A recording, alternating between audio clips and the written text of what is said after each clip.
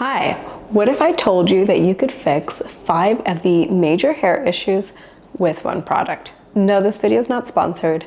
I'm just here to inform you of what you can be using, what you've probably been using wrong, and how you can simplify your routine and actually heal your hair.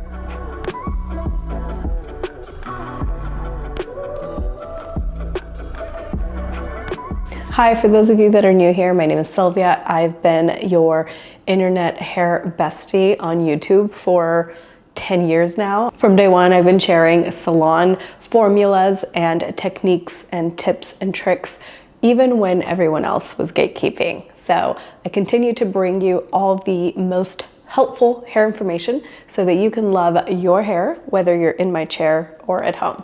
All right, so let's talk hair oils. Probably the most nutrient-dense ingredient you can use for your hair, and we're almost all using them incorrectly. And so I think because the way clients have found oils may be hard to work with or have used them incorrectly, the industry has somehow diluted the product and really made it super user-friendly, but we're sort of getting rid of the benefits. And I'm talking about brands that add a ton of silicones and unnecessary ingredients to dilute the product to make it easier to work with, and thus giving you less results and making you spend more money because you need way more product to get you the results you're after in the first place. And I know you'll probably ask which brand and which oils I recommend right now. You guys know I have been working on my own hair care brand for over a year now. Hint, hint, it might be the best hair care oil that exists on the market. And instead of focusing on a brand or a specific oil that I recommend you use, I want to inform you on the ingredients that actually work, and more importantly, how to use the product so that it benefits you and you spend less money on ingredients and actually get the most benefit out of your product. So we keep hearing about hair oiling and scalp oiling, and everyone seems to be really afraid of it. I see constant bits of information on the internet, on TikTok, about how you can clog your follicles and some oils are bad and some oils are good. And yes, that is true. And that's why you always want to stick to specific oils that are meant to heal the hair. We have decades worth of evidence that these oils work. And those oils are argan oil, especially a cold press version. Rosemary oil is amazing. Ylang-ylang. And now you're probably wondering, what about coconut oil? That's actually one of the worst oils for the hair. First of all, because the molecule is so large, it only sits on the outermost part of the hair. Once you wash it off, it's like it was never there. You want an oil that the molecule is actually small enough that it penetrates deep into the hair so that it actually heals the hair long term. So even after you've washed your hair, that product is still working for you. Unlike a silicone that just traps the hair and kind of creates this weird band-aid around each strand, this is actually going deep into the fibers of the hair and healing it long term. A good hair oil is literally liquid gold, and I think one of the things that is the most underutilized or wrongly used products, and it can do so much good for your hair. Let's talk about the 4 main ways you can use a hair oil on your hair correctly. So the first one is going to be as a scalp treatment, which has been referred to as scalp oiling. I think this is one of the application techniques that will actually yield you the most benefits. So this is where you apply a few drops of the oil onto your scalp and massage it in for at least 2 minutes. The massaging is going to create blood flow to the area for better absorption of the product, but also encourage better hair growth in the future. I can't tell you how powerful that 2-minute massage can be for your hair in the long run. You know that favorite salon part where the hairdresser massages your scalp at the shampoo bowl?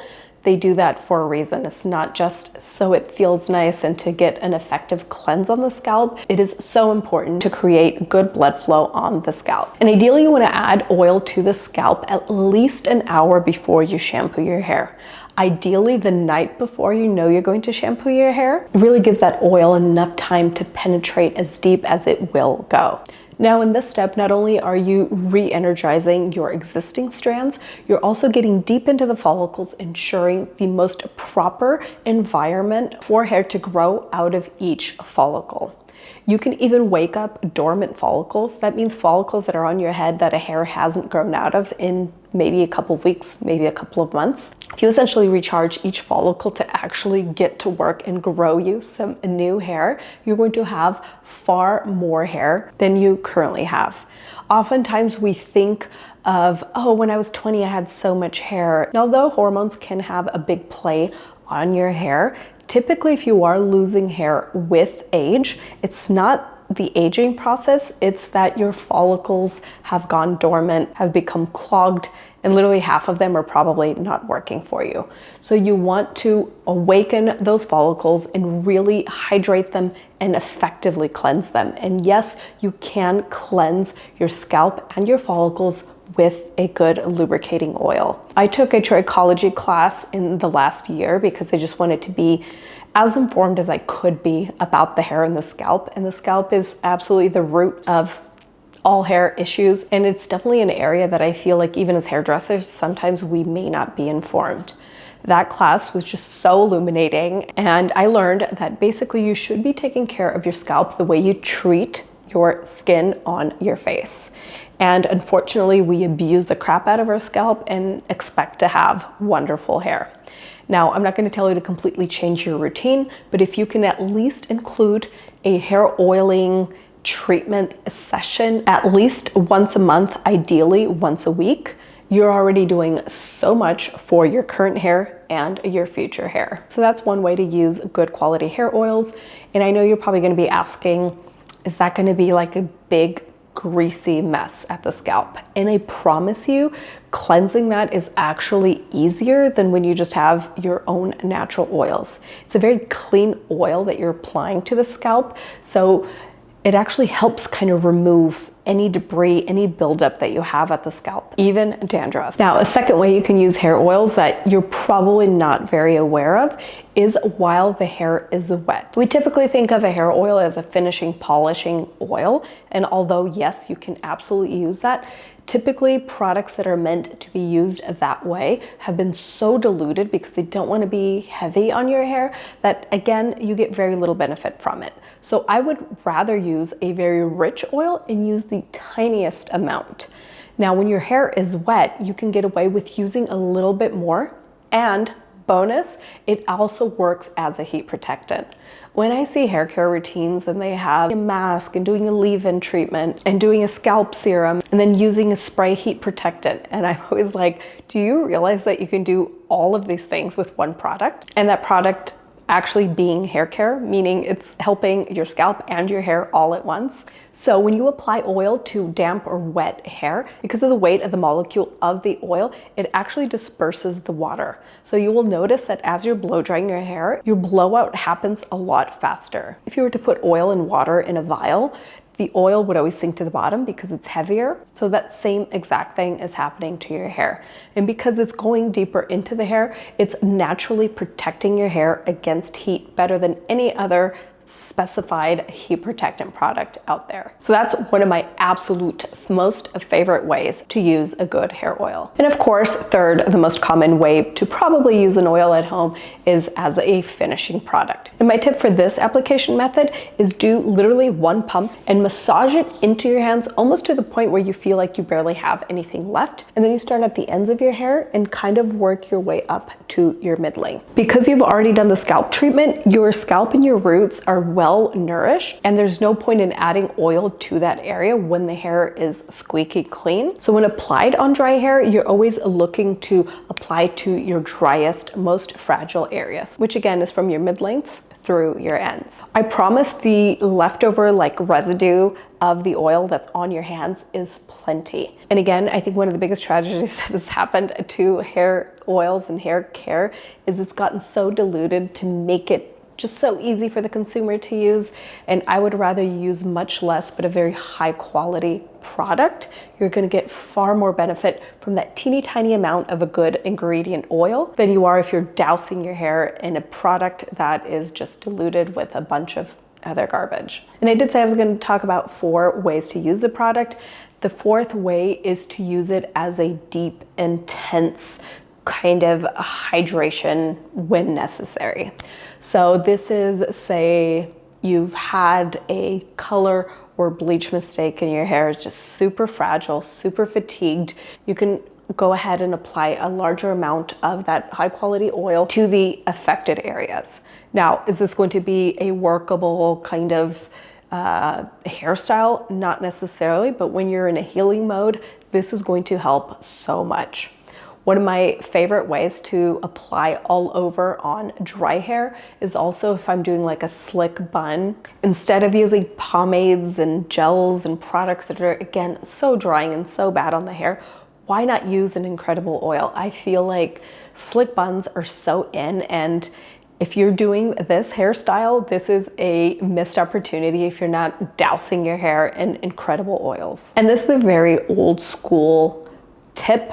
A lot of older hairdressers will do this, and that's when you are lightening hair. Instead of, say, a bond treatment mixed into the lightener, you can do a few pumps of oil. If you think about what lightener and color does to the hair, it opens up the hair and deposits color if it's color, and if it's lightener, it just opens up the hair and removes pigment.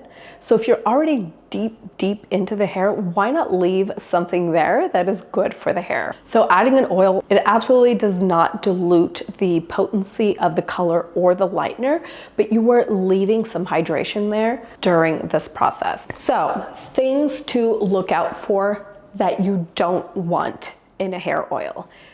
I can do a whole video. I could literally dedicate my next year of content to this subject alone, but I'm just going to leave you here with a very simple, quick tip.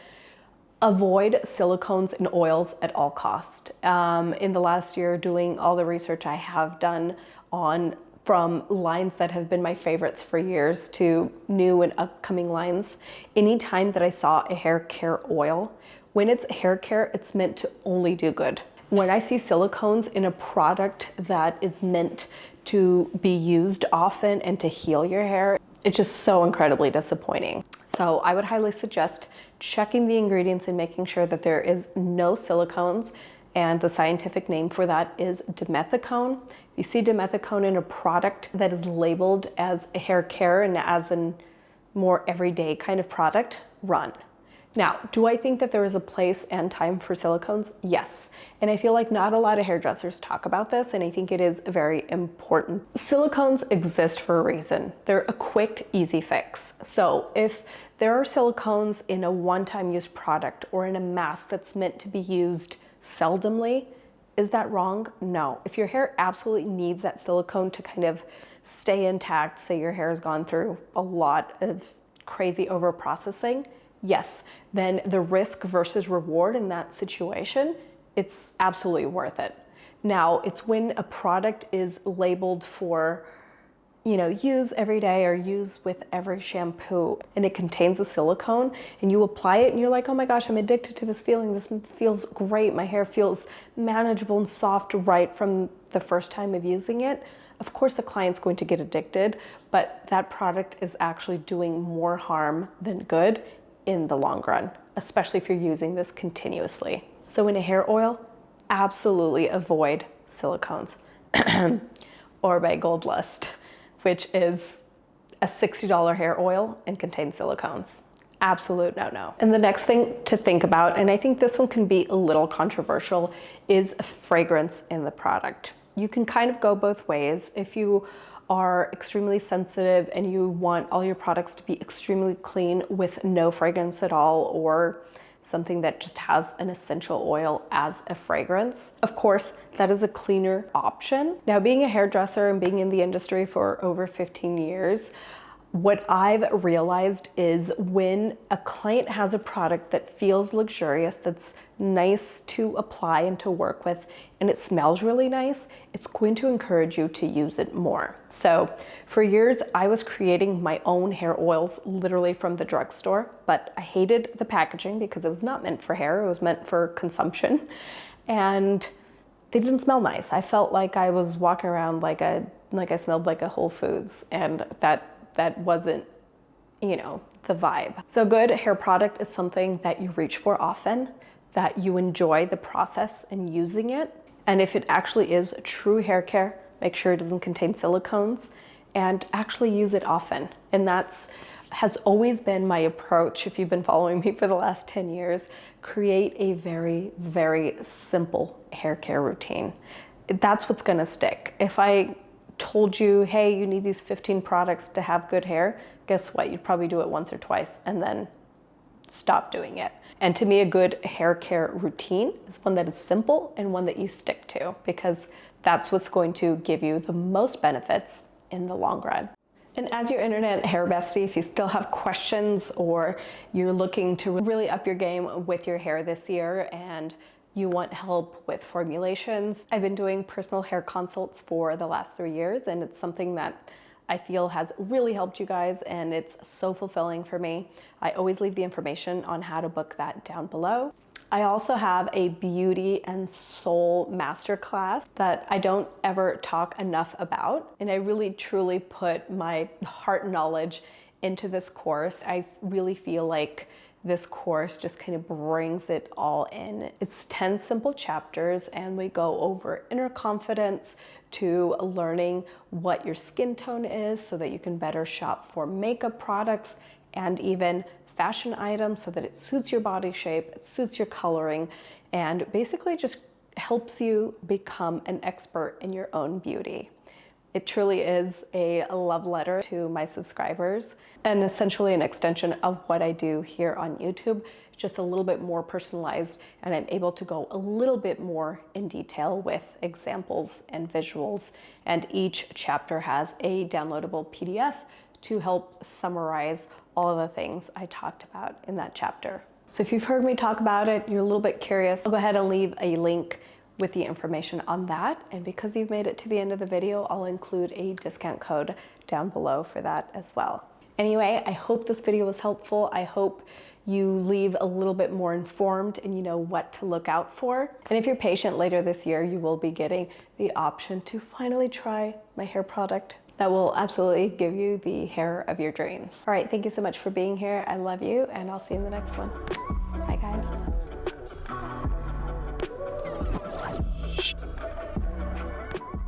This video again doesn't have sound. I'm going to go drown myself in oil.